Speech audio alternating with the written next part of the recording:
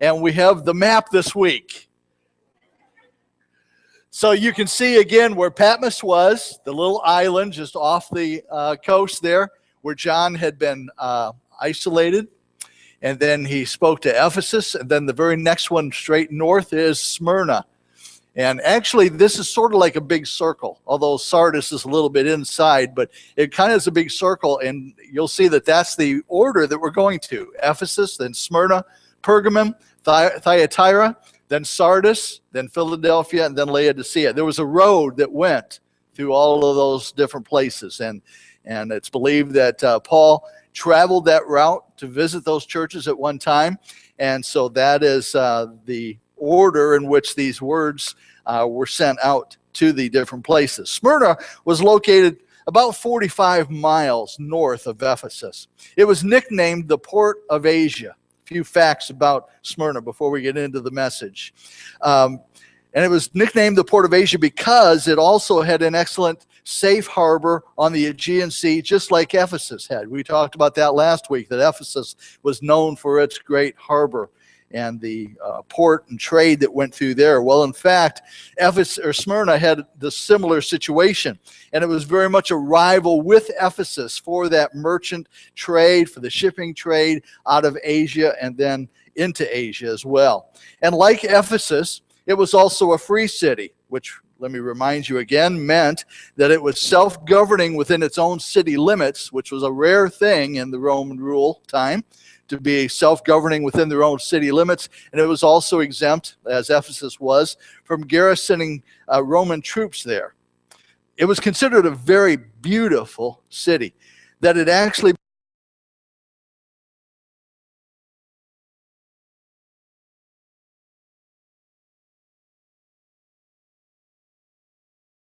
specific pattern in a specific way. That's kind of taken for granted nowadays, but at that time, that was a very unusual thing for that period of time. It was famous for its stadium, which annually held athletic games. As you know, the athletic games were a big thing back then, and they had a huge stadium in which they held those athletic games there in Smyrna. Smyrna also had been very faithful to Rome ever since the early days of the Roman Empire, which was part of the reason why they were a free city and had some of those abilities there. It had numerous temples to many of the Roman gods, and many Jews lived there and were influential citizens of the city. Now, we need to understand that the early Christian church had two religious forces working against it on a regular basis. There were two forces always working against the Christian community wherever they were, and specifically here in Smyrna. Number one was the Jewish population itself that was opposed to Christianity. They saw it as a heretical sect of Judaism, and they were wanting to get rid of it. They wanted it to be done with and over with because they just felt like they were just heretics. They were preaching something that wasn't true. They were saying that Jesus was the Messiah, which they didn't believe. And so the Jewish population often were the ones who spurred a lot of the persecution and suffering that took place. And then the second group was the loyal Roman citizens who supported emperor worship. That was what they were into. That's what they were believing, and that's what they were worshiping, was the emperor. And so persecution and suffering were just kind of inevitable in this kind of environment where they had the Jewish population against them, they had the loyal Roman citizens against them. And so Jesus' message to Smyrna is actually the shortest message of all the different churches. Because of the difficult situation that this church found itself in, Jesus was very gentle with them because they already had it tough already as it was. And this is only one of only two churches to which no reprimand is given. He congratulates them, he commends them, but he doesn't have any harsh words to share about them. Anything that he says, I have against you. So Jesus only shares words of encouragement and words of praise to this church. So again, if you want to turn there with me, turn to Revelation chapter 2, starting at verse 8. And we're going to get into the actual message that was given to the churches. Revelation 2:8. It begins with these words, "Write this to the angel of the church in Smyrna. the one who is the first and last, who died and came to life, says this. Excuse me. As will be the pattern throughout his speaking to the different churches, Jesus begins his address by establishing that he is the one speaking to the churches. And he always relates back to a description of him found in Revelation chapter 1, where John talks about the very descriptions of him. And so he calls himself here the first and the last, who died and came to life again. Jesus, again, wants them to know that he is the one talking to them. It's not John. It's not anyone else. It's Jesus that's sharing this message with them. And again, he uses a phrase from chapter 1, verse 17 and 18 that says, "When I saw him, I fell down at his feet like a dead man. He put his right hand on me and said, 'Do not be afraid. I am the first and the last. I am the one who lives. I was dead, but look, I am alive forever and ever.'" So again, he's going back to a description found in Revelation 1 to share and say, yes, it's me that is speaking to you. And then he continues in verse 9 and 10 to the real message that he has for the church. "I know your troubles." Isn't that good? Just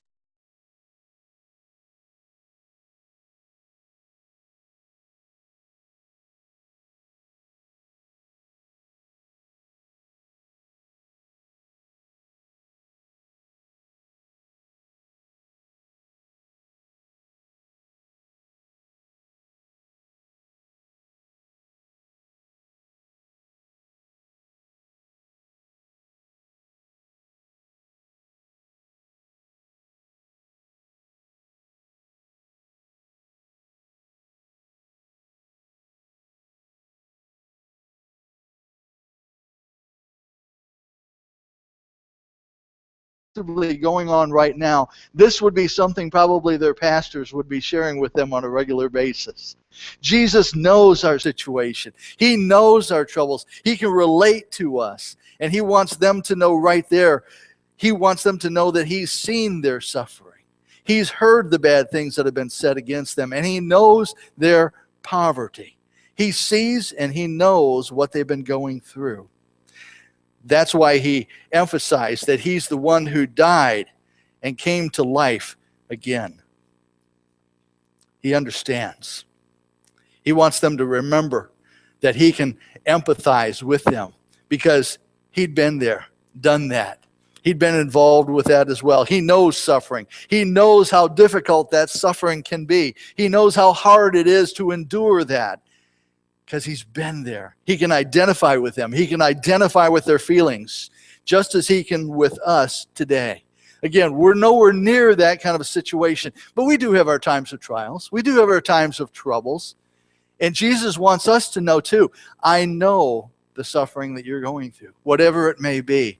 Maybe it's a loss of job and you've been out of that job for a long time, and finances are getting to be really, really tough, really tight. Maybe he knows the physical suffering that's going on in your situation, either with you or with one of your family members, and how that weighs on you. Whatever the situation is, he wants you to know, I sympathize, I understand, I know how you're feeling. And so he can empathize and understand where we are coming from. And that's why Jesus had encouraged the believers in Matthew 10:28, don't be afraid of those who want to kill you. They can only kill your body. They cannot touch your soul. Again, when I read this book, I've mentioned it a few times, when I look at the Extreme Devotion, it's a devotional put out by Church of the Martyrs. And when you read the various situations that people have gone through, and the things that they've gone through, and the way that they stand up so faithfully, the way that they stand up in front of those that are about to persecute them or sometimes kill them, it's amazing. And they'll even witness to those people that are about to kill them and telling them, thank you. You're sending me to a better place where there's no more suffering, no more pain, no more anything else. And they can't even understand that. How can they stand there with that kind of courage when they're about to die? Well, that's because of what was said right there. Don't be afraid of those who want to kill you. They can only kill your body. They cannot touch your soul. Your soul will be with Jesus. So again, he understands their suffering, but he also knows their future reward. And that's why he assures them that if they die for him, I will give you the crown of life. That's what he tells them.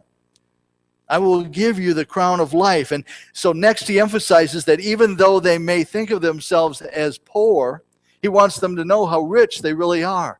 Yeah, you may be poor according to human standards, but do you understand how rich you are? What you have to look forward to, what your inheritance is going to be? So again, they're not rich by human standards, but they're enormously rich by God's standards. You see, money doesn't bring true riches, nor can it buy true happiness. But a clean heart and a clean conscience brings riches of peace and joy that cannot be found or bought with money. So even though they're poor, they're extremely rich. Just as many that are extremely rich are really quite poor. They're quite poor in their spirit because they're so self-centered. They're so worried about themselves and their next dollar that they can make that they have no joy or peace in their own hearts and lives. So they were rich, but they were rich in faithfulness and perseverance and endurance and dedication, the things that really matter to God. They were rich in treasures that were stored up for them in heaven. Rich in that in the end they would win the ultimate prize, eternal life. I mean, you can't get any better than that. That's a good prize. There's that blessing of new life that we just talked about.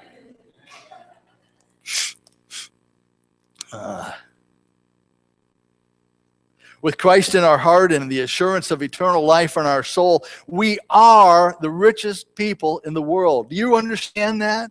Do you believe that? Do you trust in that? I mean, we really need to get that into our hearts and lives, that with Christ in our heart, with the assurance of eternal life in our soul, we are the richest people in the world. We're richer than Bill Gates could ever think about being. Richer than Warren Buffett could ever expect to be. Because all they can put their riches in is earthly things. But we're storing up things in heaven that are worth much, much, much more. So Jesus further acknowledges that he knows the slander that has come their way from the Jews of Smyrna. The Jews were often the instigators of the waves of persecution against the Christians. They really just did not like the Christians. They really just thought of them as just heretics, and they wanted to wipe them out. They didn't want them to be around.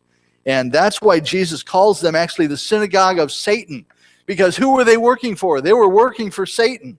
They may have thought they were working for God, as Paul once thought he was when he was persecuting the Christians, but they were really